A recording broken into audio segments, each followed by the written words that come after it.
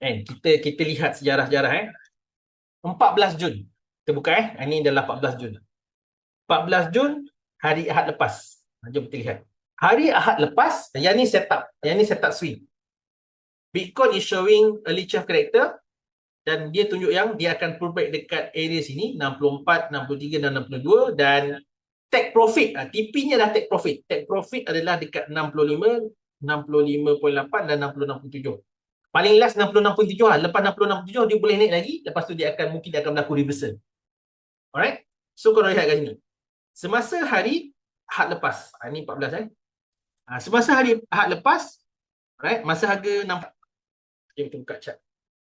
So kalau nak swing boleh guna ni lah, boleh guna AI advisor. Okay, kita Ahad lepas AI advisor for hours lah. Okay, Ahad lepas masa 14 hari bulan ni. Ni. Masa 14 hari bulan. Masa 14 hari bulan, post ni dibuat masa 14 hari bulan, market akan naik, alright? Market akan naik ke ni clean sikit. Okay. Semasa 14 hari bulan, alright? Okay, tengok jap pukul berapa. Pukul berapa post ni?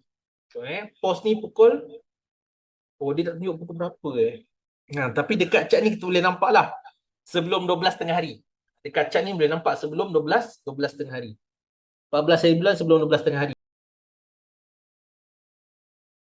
AI Crypto Advisor, your market second opinion. Subscribe now.